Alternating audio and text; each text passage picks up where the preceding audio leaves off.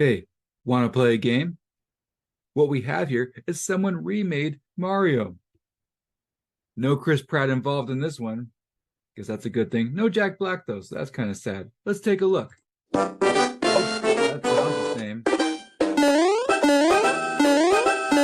Still the same. Oh, that is glitchy. What's going on there?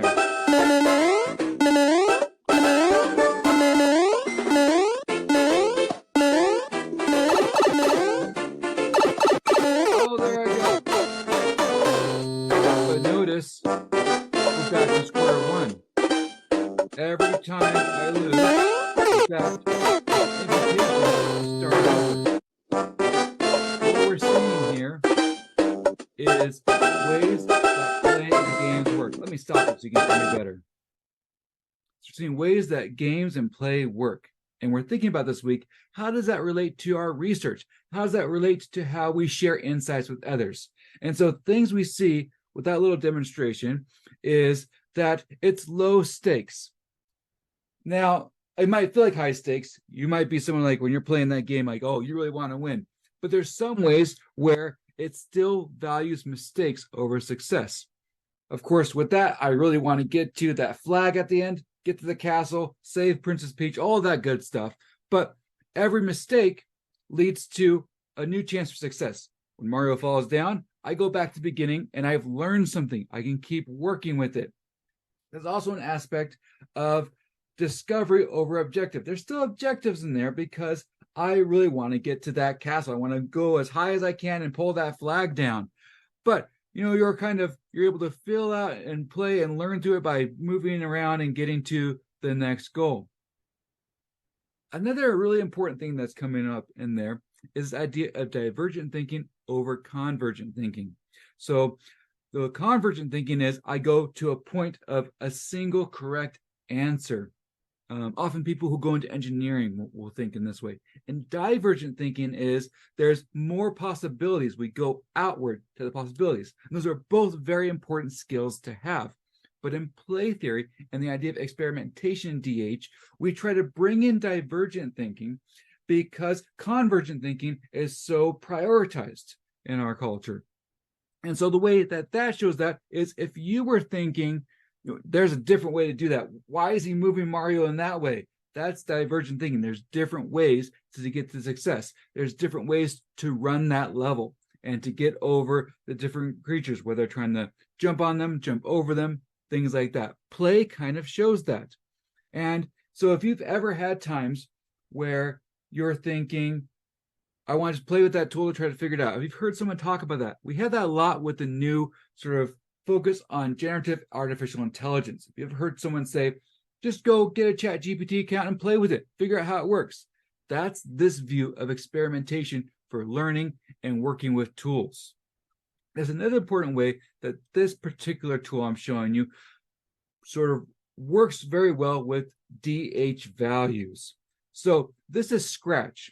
If you've never heard of it, it's a way to code and to learn about coding without necessarily working with the coding languages. It's a good way to, for those of you who want to be educators, you can teach younger students about how to use coding, how algorithms work, how loops work. And so it's open source, scholar driven. Where I say those are the most important things for if you're trying to find tools, because if it's open source, you don't have to pay for it. You can also work with it and change it. And if it's scholar driven, when you're doing research, that means the people who made it have embedded similar values to you when you're researching. But it also means that not only can I play it, but I can see how it was made. And as soon as I try to change something, see, I clicked on the Mario sprite there. I'm able to see what starts with him. I'm able to go in and make a fork of it and say that I want something else to happen. And some of you found this in your earlier work when you're looking at GitHub, things like that, that there's this idea of openness and sharing, but also being able to fork content, going to that's that divergent thinking again too, saying I can do this in a different way, and they'll be parallel to the other content, but you're also You're working with the openness of someone else's work and be able to make your own without affecting their work.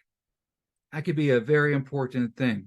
So in this short demonstration, you've kind of gone through some examples of play theory. There's this idea of mistakes over success, low stakes, discovery. There could be ambiguity in a game. Think about when a game becomes certain, it's maybe less fun. That relationship between play and discovery and digital tools is what we're working on this week. We're going to think about how voluntarily playing with a platform can lead to discoveries. We're going to think about what is it with that tension between, like I said, voluntary. If you don't want to play Mario, maybe you won't click on that.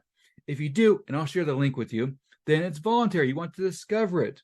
You get into kind of that free choice learning environment. But there's a tension between that sort of freedom, the discovery, and play involves rules. Play is a form of designing institutions. And we'll think about that through this week as well. So next, I would like to think together about what does play or this idea of discovery have to do with digital scholarship. First, Scratch, the platform we just looked at, is an example of the infrastructure of DH. Remember, I talked about before that an important thing to consider is who's making these platforms. And that's an important service. There's the programmers making the platform. And that's why we're so collaborative, because we all have different skills.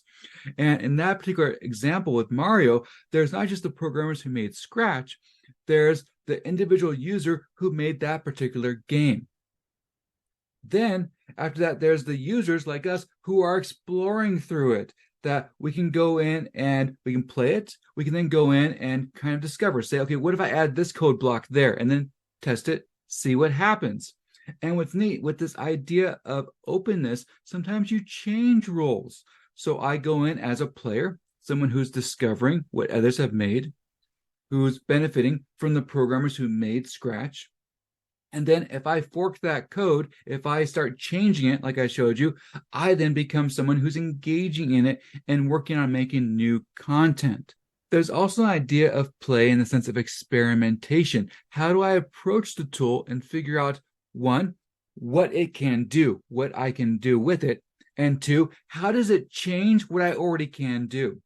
And so you're going to do that with Twine this week, where you take a previous written assignment you've done, or any sort of writing, it can be a hobby, and you turn it into a branch logic gaming experience and think through, how do I use what I already have and make it into an experience for others? And then you're going to reflect on that and say, how does that change my own thinking about it? Because experimentation is partially seeing what the tool does, but also saying, what does the tool do for me?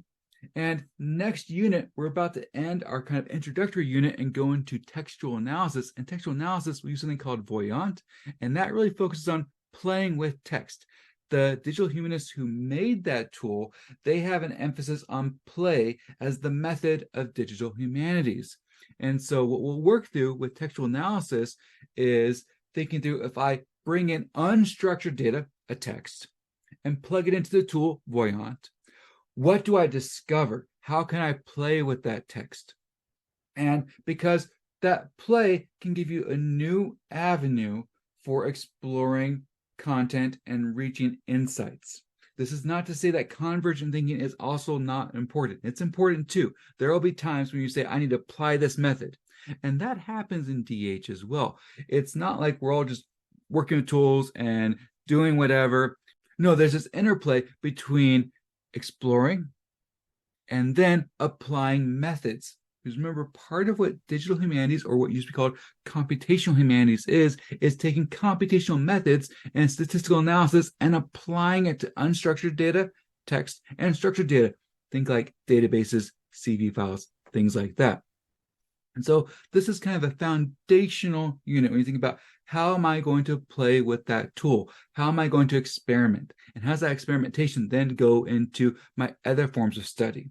So think about, as you're doing the readings, as you're working on your Twine assignment, think about, how do I go in back and forth between those? Because we have one focus on this idea of play as in maybe having lower stakes and less rules, and another sense of play as being ways that we make rules on purpose. And I'd like to end with a quote that kind of brings that to home. This is from a 20th century journalist named G.K. Chesterton, where he has sort of an opposite view of play that I kind of want to give you as food for thought, because a lot of what we're reading is going to focus on play as in openness, as in sort of imitation or mimesis, as sort of like role playing and trying different ways of being. And then Chesterton has another way of looking at that. Here's the quote. It is the fashion to talk of institutions as cold and cramping things. The truth is that when people are in exceptionally high spirits, really wild with freedom and invention, they always must, and they always do, create institutions. When men are wary, they fall into anarchy. But while they are vigorous, they invariably make rules.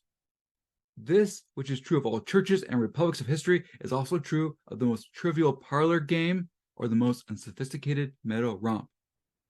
So that's a paradox we're having when we think about play. Play focuses on, especially in pedagogy, how do I explore? How do I have more freedom? But then we have this experience of, okay, this freedom is leading to rules. If I worked on that scratch coding that I showed you, there are still rules in place. The machine cannot understand me if I just put things in willy-nilly and don't connect the blocks. The machine won't be able to do anything. So that play experience I had, there were rules. If I go down, Mario doesn't make it. If I don't jump on the creatures, Mario doesn't make it. So there's that way of thinking about how do we play within boundaries? How do we discover boundaries? How do we push those boundaries? That's something you can think about while you work on your project this week.